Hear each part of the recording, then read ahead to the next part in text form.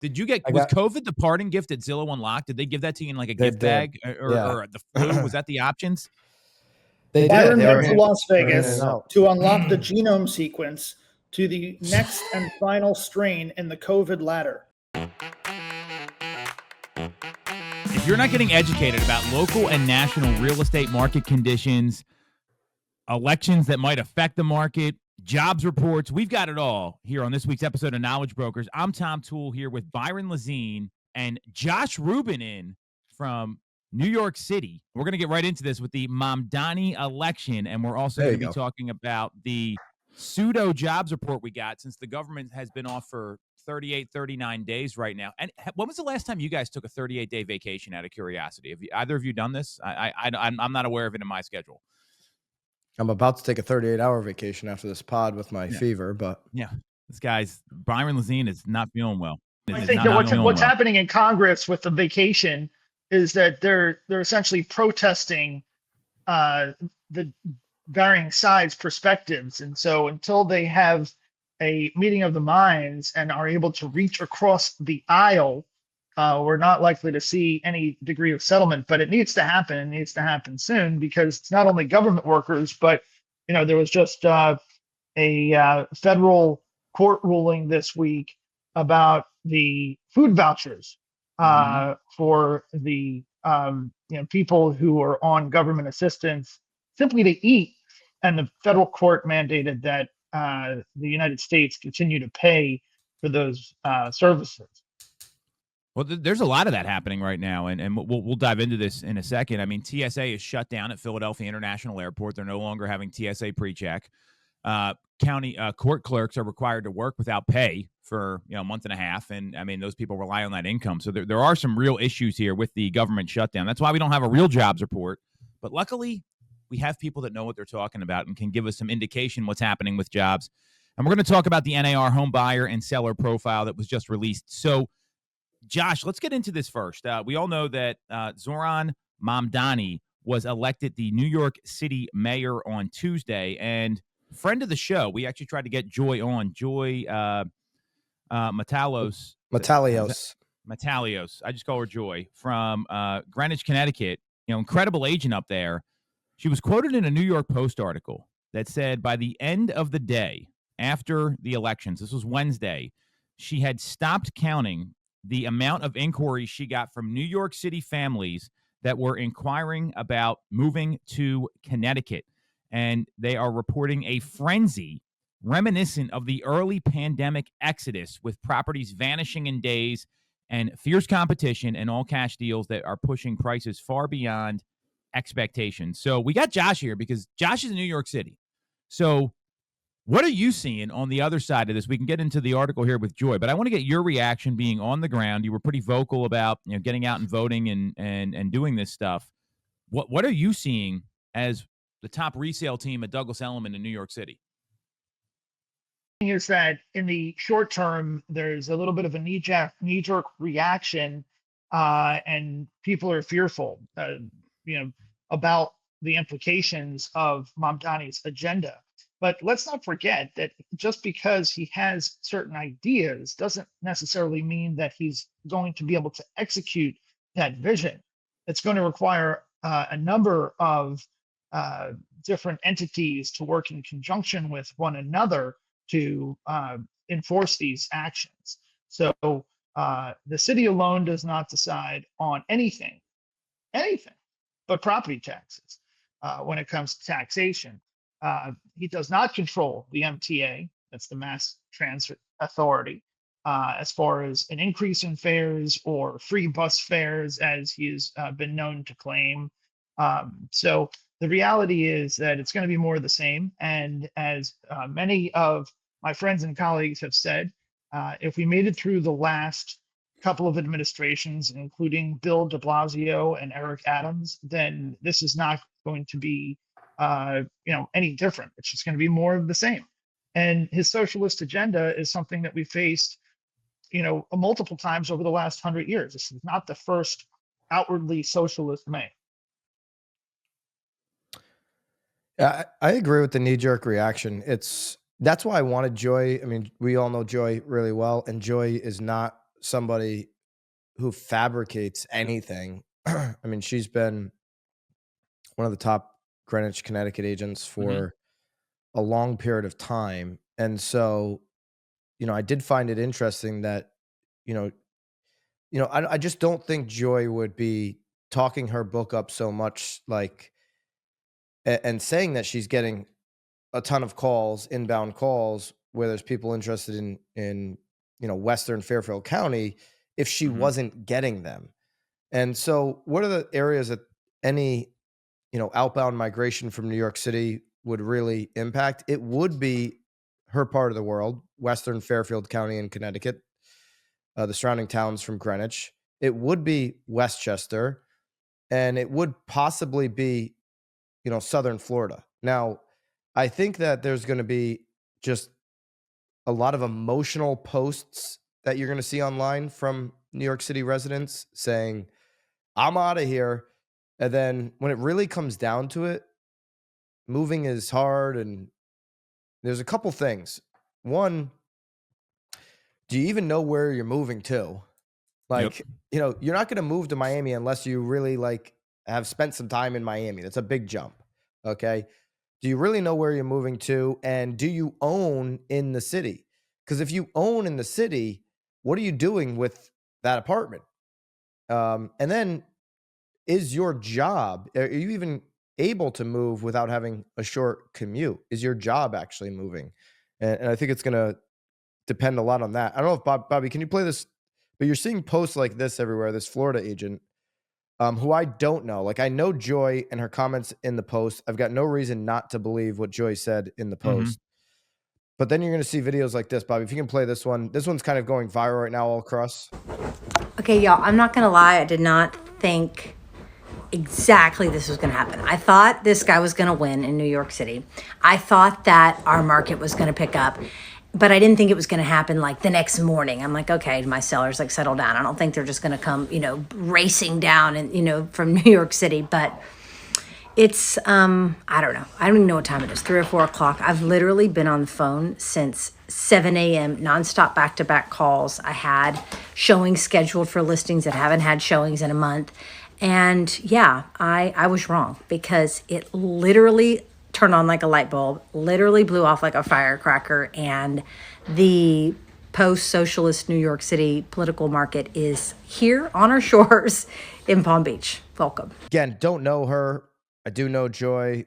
I believe Joy when she says she's getting multiple calls and bidding offers. I mean, Connecticut already has low inventory. The Florida commentary is more interesting because of how high the inventory has been in Florida. So if all of a sudden you're getting instant demand, it's worth noting. But these are anecdotal kind of little bits and pieces of evidence. I think I was talking to somebody yesterday. He's like, hey, I got a friend who's thinking about Fairfield or thinking about Miami. It was an agent on the team. I'm like, you got to decipher. I mean, if it's your friend, are they being emotional or are they actually being serious? Because I mean, I've just never met a buyer who's like, I'm either going to move to Fairfield County, Connecticut, or Miami. It's like, maybe Westchester or Fairfield makes sense, but I mean, that's such a big difference. So that to me sounds emotional.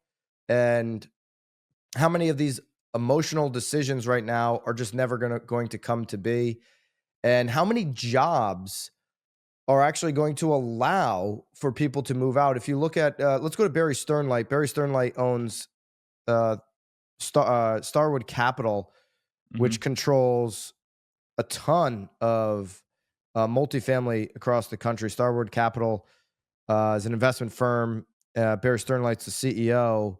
Let me see if I can get how many units they have. Starwood Capital. They have like 9,000 portfolios, owns or invests such as 9,000 units in 32 affordable housing communities. They might even have more than that. I'll try to pull up an actual number, but they own thousands and thousands of rental units across the country, and they're headquartered in New York. I think the city's in for a really tough time. We have a big office here ourselves, and I mean, we'll see how this works, but the team in New York is for the first time saying maybe we should leave. And I asked him if he had contributed to the Cuomo campaign. He said no. I asked if he had spoken with Mamdani before the election. He also said no, but he said he does expect to see both people and businesses leave New York City. New York will survive. It survived de Blasio, but it's a shame it's probably going to get a lot worse before it gets better. And that's coming from a business perspective. You know, I am a greater New York area person. It is an amazing city with a great vitality and great youth and energy, but the core issues are not what he's focusing on. We need to increase housing. That's not going to happen easily, right? You need serious subsidies from the government. If they want us to work with unions, you know, the unions have to be more accommodative on their work laws and the wages and everything else. Otherwise, you can't add economically. So, interesting take there. And I think that is what is to watch for in terms of businesses leaving. He said for the first time ever, we're having the discussion. He didn't say we're leaving. Mm-hmm. Starwood Capital is not bouncing out of New York City next week. For the first time, we're having discussions, meaning, oh, let's wait and see what happens over the next couple of months. You know, he starts on January 1st. What's going to happen in the first quarter? You know, what gets through Albany? So I think there's a little bit of a knee jerk here. And like Josh said, depending on how much Mamdani actually gets through Albany, which will probably be not much, there'll be more bearing on kind of what happens. But, you know, the overall feeling is people that actually build homes like Barry Sternlicht, people that actually provide jobs in the city that don't agree with this guy's vision. You know, this reminds me of, you talk about the knee-jerk reaction. That seems spot on. This happened during COVID. A lot of people, they moved out. They moved south. I mean, this happened in Pennsylvania specifically. And there were some people that had to move back because they weren't allowed to work remote. That was a big issue. There's others that moved up their time frame. And I think that's what we might be seeing as well, especially with Joy and up in Connecticut, because that's a move that historically has been made from New York. Not a lot, but people have a family. They're moving to a single family home. Mutual friend of mine that you guys have both met. He runs a tech company. He lives in Westchester now. He lived in New York City. So I think there might be some people moving up their time frames, and this is kind of the catalyst that, hey, we were thinking about this anyway. We're going to make a move. So that could very well be the case. And I mean, we'll see how it shakes out. I think it's probably a little of both. There's the overreactors, and they're the ones that said, hey, you know what? I'm just doing this now. We were planning on the next year or two. Why not move it up? I think you nailed it. When we moved to Naples during COVID, we didn't throw a dart and it landed in Southwest Florida. We had been going and spending winters in Naples for multiple years. We were considering what would it look like if we moved to Naples. And so COVID made the decision easy on us when they shut down the schools and they were still educating children in Naples. It was just that was just like, oh, we already have the research done. We've been considering this. Now our daughter who's starting school is not allowed to be educated. It made the decision easy. But I think COVID is more of an extreme than this. But that is a good example. I agree. But and I think, Byron, you're the one that thought this out, right? This was a plan you probably had for a long time, and that's one way to go about it. There's always a catalyst. I get that. Then there are the emotional reactions, and I think the people saying Florida or Connecticut, that's an emotional reaction. And you've got to, for the agents that are out there. I mean, yeah, this is great. You're getting inbound calls and that sort of stuff. I would really get clear with people on, hey, are you really sure this is what you want to do? You know, have you really thought this through? Because that's what a good advisor does. And I mean, like you said, you own something in New York. Like, that's some incredible real estate to own, to be very clear. Don't be so quick to get rid of that stuff. I mean, I would just be a little cautious here. Where are we at today with inventory, Josh? I mean, is it high or is it low? I mean, where are you at on inventory in the city? You know, I would say it's stable. We're not seeing anything like clouds in a forest after the rain.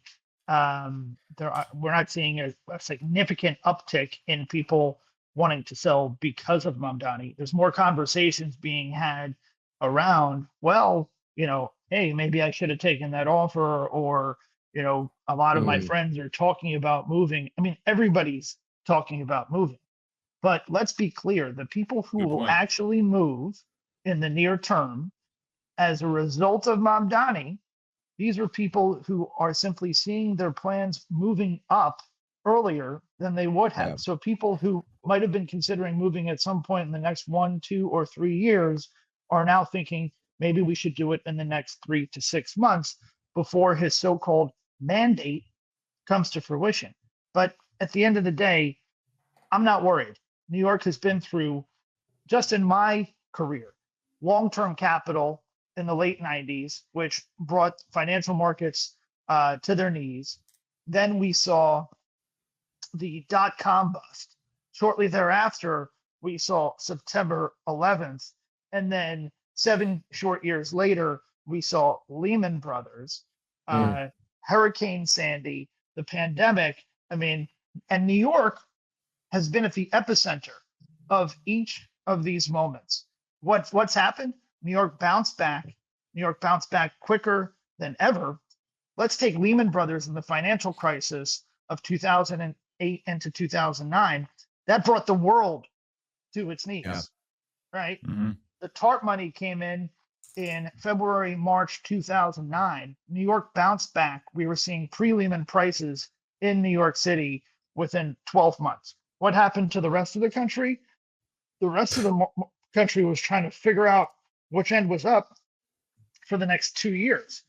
So I'm not worried about New York, and we need to have a long view and realize that New York will continue to be the center of business and trade and culture, both creative and performing arts and culinary arts. So to your point about how long it took other areas to come back, Connecticut did not hit median sale prices that they had in 2008 again until 2021. Connecticut, it required the pandemic. Yeah, I mean, and so that's the thing. Oh, why don't we get more New Yorkers to live in Connecticut? Because New Yorkers want to live in New York. That's why. I mean, like I always say this to sellers in Connecticut. It's like, because they don't want to live in a little tiny dipshit town. They want to live in the city. And, you know, it's not for everybody. And it shows in the price. I mean, you needed a pandemic and then a full year into the pandemic for prices to come back to 2008 levels, which is astonishing. And now Connecticut's ripping because continues to rip because the inventory is so low. But just, to your point, yeah, New York bounces back quicker than really any other area. All right. We'll wait and see. Josh will keep a close eye on it for us. He'll be back to discuss the good insight here, because I think we would, it is important to, look at history when these things have happened, and when you can draw parallels there, it makes it a lot easier for people to explain. So let's talk about these jobs reports. We've got this government shutdown going on, so we missed another jobs report today, and there was an ADP national employment report in collaboration with the Stanford Digital Economy Lab. And it showed that private employers added 42,000 jobs in October. Dr. Nella Richardson, the chief economist at ADP, said private employers added jobs in October for the first time since July, but hiring was modest relative to what was reported earlier this year. Meanwhile, pay growth has been largely flat for more than a year, indicating that shifts in supply and demand are balanced. CNBC put out something I thought was pretty helpful, that they said, here's what it probably would have shown. And they said, had the Bureau of Labor and Statistics released its monthly non-farm payrolls report, economists surveyed by Dow Jones expect it would have shown a decline of 60,000 jobs and an unemployment rate of 4.5%. So, another weak jobs report here is what we're seeing. And I'm not surprised by this. I think this is, it is kind of a funny number when you look at these things. Maybe this will cause the Fed to actually make a rate cut next week. I mean, the odds have been about next month. The odds have been at 70.4%, according to CME Group. after the comments from Powell last week that tanked him. But a week ago, we were at 63%. We're already seeing confidence build with CME and their prediction models. So, Byron, what do you think about this this pseudo jobs report here? It's not a real one, but we've got some data to talk about here, and it seems like it's more of the same with a weak labor market. What I think about the job numbers this week is that it's inaccurate, so inevitably it's going to be revised once the government comes back or the office that reports on those numbers decides to get their heads back and report with a high degree of accuracy. But I think that in the big picture, it reaffirms the Fed's dovish position, and we're likely to see another 25 BIP reduction in December. So obviously we'll see what happens as a result of the Fed meeting, but it gives me optimism. Well, it gives me more optimism than when Powell was speaking last. I mean, we're 30 days out. Poly markets moved just a little bit. Poly markets got 72% for a 25 basis point cut. It was down in the 60s, as after Powell's Q&A presser. I guess, yeah, to your point, the market doesn't really believe Powell's not going to cut in December. They're not as, committed to that as they were when it was 90+% before the last meeting. But yeah, I don't know. I think there's not enough data around jobs, but it is getting pretty clear we're in a weakening job market. And, some of the highlights like Amazon and UPS, some of the highlight named companies, you keep hearing more of those. It doesn't do well for confidence. Mm-hmm.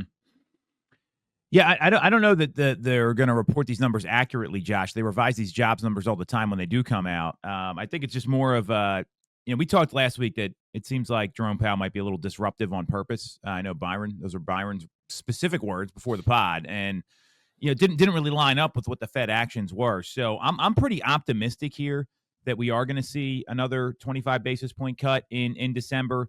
I don't believe his comments that they were in doubt. And obviously Poly Market and CME Group, I mean, they predict this stuff and they've been right with elections and different things. So I tend to agree with those. And when you look at this, I mean, we're seeing a low hire, low fire environment right now. And this was according to the Fed Reserve Bank president in Chicago, Austin Goolsbee. And there are some uncertainties where some businesses have pulled back. And I for people that are hiring right now, I know, Byron, you're hiring. Josh, I know you just made a key hire. There is uncertainty right now. And I think a lot of people are nervous about, what to invest in their business. And when you look at the data, the number was a little better than expected, but it's not that great. So I mean, I can't imagine that's going to happen. And consumer sentiment is still at some of the lowest. It nears like the lowest level ever, with the worry about the shutdown. I mean, do you feel like the shutdown has something to do with like these jobs numbers at all? I mean, do you think that's one of the catalysts here to where they're coming in? Well, the non-farm payroll obviously is related to the shutdown. I think is having some impact. To what degree, though, I'm not so sure, because a lot of it is private sector, right? We're not talking about public sector employees, but I think it's having a little bit of a ripple. But it's the majority is not related to the shutdown. Yeah, I mean, I think that's right, and I think you got to watch the construction numbers. If you had this month, according to this ADP, apparently you had a little bit of improvement there on construction employees. If that number continues to decline, that's a bad indicator for the economy. And that number seemed to improve, so that was good. But I mean, overall, I think between now and May, when Powell's done, if you get 2 more cuts, then you might be in a good position, but that remains to be seen. Well, you talked about the construction numbers, Byron, and there was we didn't get to this last week, but there's some data out there that builders are sitting on 2 million lots right now. I mean, and that's that's a pretty wild number when you think about it. So when you say look at the construction numbers, tell us more about that. What do you? What I say, I'm relating that to jobs, construction, jobs. So According to this ADP, I mean, the numbers were negative month over month for a few months there, losing construction jobs. Typically, when you lose construction jobs, you start to see a decline, a recession follows. So seeing a little bit of improvement here last month, according to ADP, is good. Not to say that that's going to last. Builders, to that article that's on BAM and other places, sitting on 2 million lots, they want to build, right? Like, what did Barry Sternlicht say? It's like, we want to build, but if you in New York City make us work with the unions, then we're gonna need to know how we can make any money on this deal. It's very expensive to build. They're not sitting on 2 million lots in an environment where everybody says we need more housing, and not building because they don't want to. They want to build, but it's very cost prohibitive to build. You have affordability issues with the rates, and they're not going to build ahead of schedule like they did back in 2007. So you have that. And then on the hiring, to your point about the low hire, what would you say? Low fire environment. Low fire. I think there's 7 million postings out there, and there's a lot of companies that would like to make a hire. I mean, we just made a BAM hire, and it lasted a couple of weeks because the person said to Bobby, well, I didn't really like all the impromptu Zoom meetings during working hours. So, you didn't like working during working hours? Is that what that meant? Impromptu. How do you understand this? Like, hey, jump on Zoom. Let's work through this together. Let's make sure it's right. Didn't enjoy impromptu interruptions during working hours of getting on Zoom. So, this is a position we've been trying to fill for 3 or 4 months. You got to be careful with remote workers altogether, but I think there's a little bit of a disconnect sometimes on expectations right now with workers and what they're signing up for. The remote work's an issue. I mean, there was a study that came out. I don't know where I saw it, but they basically said like all these remote workers are taking breaks during the day to do household tasks in the middle of their workday. And I don't know about you guys. I don't take like 20 minutes off to go fold my laundry or clean the kitchen or take out the trash when I'm at the office here. And I think that is an issue now with remote work. That's incredible to me. But impromptu working? Like what are we talking about here? I mean, I don't get it. And to be clear, it was like, hey, let's make sure the narrative of this video is locked in before we waste time on graphics. It's like, can you jump on Zoom for 10 minutes? How do we finish a project to make sure that nobody's wasting time? It was a teamwork scenario. Or it's like a coaching scenario. Yeah, I mean, this is normal stuff. Like you're working together. I would appreciate that guidance. Absolutely. So, I mean, if that position could be easily filled, we'd fill it. But if you are a skilled video editor who is really good at After Effects and wants to work in the fastest paced video environment possible, this is my call to you. And you must have better internet than Josh Rubin. So yeah, I think he just dropped his phone there at one point too.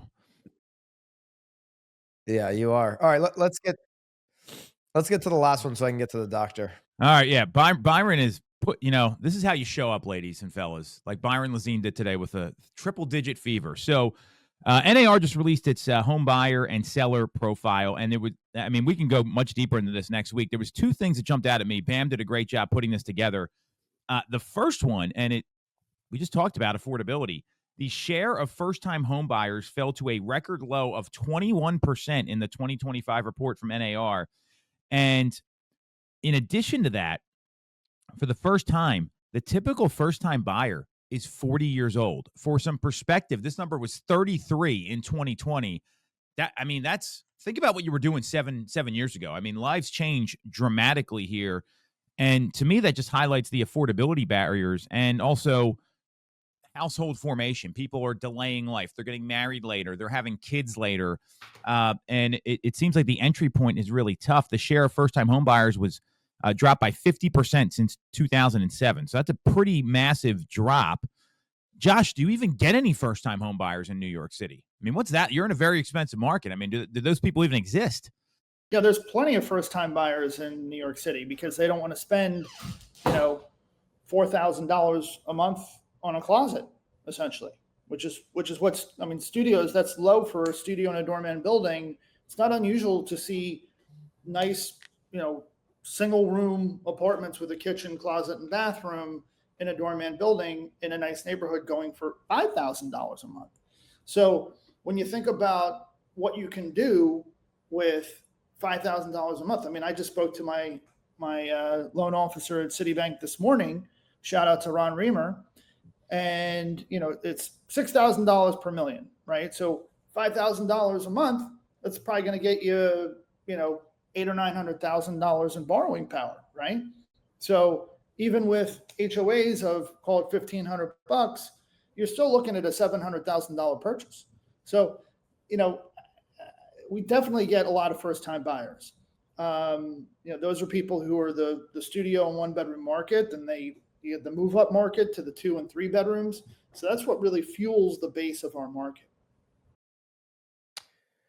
Do you agree with this age that NAR came out with on the 40? Do you think that's the average in New York City? New York City. I think it was the median is what they said in the report. Yeah. Probably the median, but medians are a little misleading, right? I agree. Medians are very misleading, and if you look at NAR's, this is the median, by the way. Yeah, but if you look at their sample size, this is a small sample size. Nobody responds to NAR surveys. They're kind of like, they could be the small, medium, or large. And is it related to Mamdani or Mamdani? The NA in July 2025, NAR mailed out 120 question survey to 173,000 recent home buyers, and they got a total of 6,000 responses out of 173,000. Wait, let's do some math here. 3.5%. They got 6,000. No, 6,000 out of 4 million home sales last year. Let's call it. That's they only sent it out though to 173,000. Sure, yeah. But I mean, but let's get the full. Well, there's 4 million buyers. Yeah. If there's 4 million sales, that's 0.15% of everyone that transacted last year. So NAR. I don't know. I'm starting to look at their data set like this a little bit differently when I see that number. Good point. And is it really that high? It makes for a great headline. Makes for a huge, like a lot of doom porn when you put that 40-year-old headline. Is that what you're into? Doom porn? Yeah, that's what a lot of people are into right now. Doom porn.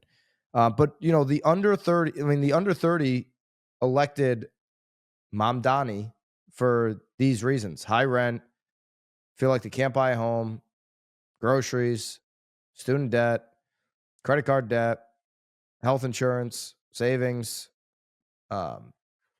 All these types of things, and they're waiting longer to buy, either because they haven't spoken to somebody like Josh and Mr. Reamer and understand that the possibility is there for first-time home buying in a place like New York City. But yeah, so anyways, I don't know if that number's high. I think it is higher than what it's been because of the situation we're in with rates, and it's hard to make sense of the higher payment, where everywhere right now, essentially in America, you can rent for less than you buy. So, it just extends. Well, if I'm renting already, maybe I extend this for a year or two because I save money on the next 12 months. Well, that's really all the more reason that we want to see a rate cut in December, right? I mean, it shouldn't be more expensive to rent or buy than rent. That doesn't make a lot of sense. I do agree the number has increased. Like, I mean, you're seeing first-time buyers, at least in our market, they're skipping that like starter townhome. They're skipping the smaller single-family home, and you get people in their mid-30s buying like a 4-bedroom, 2-story colonial. So that trend is real. Now, I don't know that it's 40 years old, though. I mean, I think it's kind of late 30s. I mean, that's just my observation. And also, we can't go around asking people what their ages are. I mean, that's not something we're able to do and actually get the data. So I think that's a good point here. I'm selling right now. I personally am helping a first-time home buyer. Me, Josh Rubin, not somebody on my team. He's 25 years old, architect, co-purchase with parents who are established in their own right, and They have family support typically. That's typical of what we see. And the families are smart. They come from solid backgrounds with solid asset base, solid income, and they collaborate with the parents. I just had a closing this week, identical profile. That guy's a few years older. So, people do it all the time in New York, and these people are who are 25 to 30 years old on average. So, no, they're not doing it alone, but they're doing it with the help of the parents. Well, and we've seen that boomers are gifting money. I mean, we've seen that parents are getting. I mean, I'm talking about the transactions we're doing, which is going to be over 500 this year. We're seeing more of that than what's existed in the past. So I think that's a great observation on your part in a very pricey market. The other statistic I saw here that kind of jumped out at me on this report was that 88% of home buyers still rely on agents. Now, again, it's a small sample size. And, for all this talk after the settlement and, buyers agents are going away, I don't know that much has changed. And Josh, I'm curious about your perspective because you already operated without an MLS anyway in New York City. And I think that's very challenging for a lot of people to even just wrap their head around. And you had to go out and find the information around are they cooperating, all the other things, you're really as valuable as your market knowledge, which isn't the case in markets like Philadelphia or Connecticut, where Byron and I work out of. So have you seen an over or under reliance on agents? Has much changed since the settlement? Because this data just reinforces that. And I think it's something that we kind of want to acknowledge here. I mean, there's opportunity out there for the knowledge brokers that are listening, despite the narrative. Absolutely. The fact that there's no MLS in New York, it doesn't make it a little challenging. Do I wish that there were an MLS? Yes, unequivocally. That said, there is sort of an MLS similarity in that there is a central sort of hub and spoke database, if you will. And there have been attempts in recent years of some of the brokerages coming together to form sort of a common foundation of a database. In the meantime, there are other brokerages that are sort of doing their own thing. What's interesting is that those updates between the two don't necessarily sync the way that they should. Of course and, not. I wish that it was a little bit more harmonious, but it's a system that we've grown accustomed to and adapted to. But I do think that, the more successful agents in New York tend to have significantly thicker skins than their counterparts in other markets. That's not to say that we're better or worse, but there's a lot of adaptation that goes on between the lack of an MLS and 70 to 80% of our market being dominated by co-ops requiring board approval and trying to interpret what one building will permit versus one that won't permit that same profile buyer is extraordinarily difficult. You'll go through this entire process of working with a buyer for weeks, months, sometimes years, find the home of their dreams, sign a contract, make a deposit, work on your application for a month, submit it to the board, and a month later hear that they're declining your application for no reason.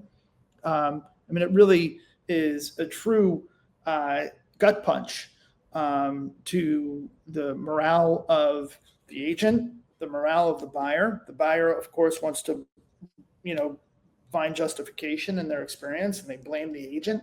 So there's a lot of challenges in New York. There's no doubt.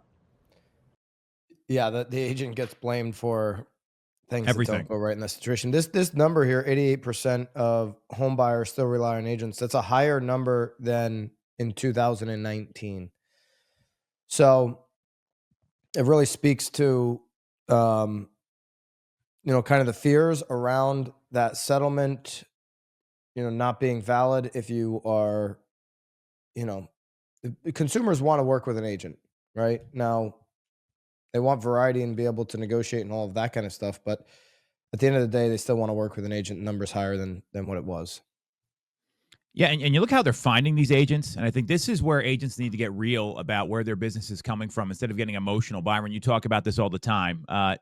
Data beats feelings. So 46% of buyers started their home search online, while 20% began by contacting an agent. So you're seeing that almost half, they're going online first. So If you're looking to grow your business, you're looking to ramp things up, you got to go somewhere where they have access to online leads. If you're looking to work with more buyers or get your career started, that's half the buyers that are out there right now. The 20% that contact an agent, that's those people typically they're contacting somebody, they're interviewing someone. That's probably the preferred way for, I think, most agents to work. You meet with them, you have a strategy session, you go over the numbers, you go over the market, all that stuff. But that's such a small number. You've got to go out and win these people over, and you got to get in front of them. That's the preferred way. And if you go back to 1981, that number was up near 50%, and now it's 20. It's declined every single year over the past 4 decades. And that number sitting at 20% today, in 10, 20 years, what's it going to be? 15%? 12%? Contacting an agent first? That's rarely going to happen in 10, 15 years. Could not agree more. So, I don't let the data misconstrue where the market's going. And, it's really important for people to get real with what's going on in the market. They still see value in agents, but they're meeting people different ways. And, that's, if you look at just sellers and buyers, right? The NAR home buyer profile last year was, I think it was over 65% of sellers connected with their agent because proximity. Well, only 40% of buyers did that. So you can see buyers, when they come into the market, they're looking for product. They're looking for houses. That's what they actually care about as much as anything else. And that's the number one thing they want their agent to do, Byron and Josh, is find a home for them or help find a home for them. So finding the right home. Yeah. Yeah. So these numbers here, they show you how to run your business. So, and we're going to wrap this up because Byron looks like he's about to die. And so congratulations for being, you're not feeling good, man. Thanks. Did you was COVID the parting gift at Zillow Unlocked? Did they give that to you in like a gift bag or the flu? Was that the options? They Byron did. went to Las Vegas to unlock the genome sequence to the next and final strain in the COVID ladder. COVID 48. I had a good time in Vegas. I always enjoy Vegas. Thank you to everybody out there. Thank you for whoever gave me the vid. Very pleased with it. No. But yeah. Anyway, to wrap this up, look at the data when you're making your business plan. Like, just keep it simple, my friends. It's the data is going to tell you what to do. The data's right here. Don't get emotional about your business. Just follow what actually works. That's what this report is all about for real estate agents. Yeah. I'm going to go to the doctors. Yeah. Let's wrap it up. Josh's internet, I think, is timed out from his Zohran freebie that he got there. Free internet in New York City. Enjoy it, Josh. I'm actually plugged into a bus stop kiosk as we speak. So going out your window, you got like the Ethernet cable going. Yeah, exactly. Taking it from the bus stop kiosk. Thank you so much for checking out this week's Knowledge Brokers podcast. If you want to take what we're doing here at BAM and use it in your own business, join us over at School. We just switched BAMX into the #1 education and community platform. Go to school.com/BAMX or hit the link in the description, school.com/BAMX. I'll see you in the community.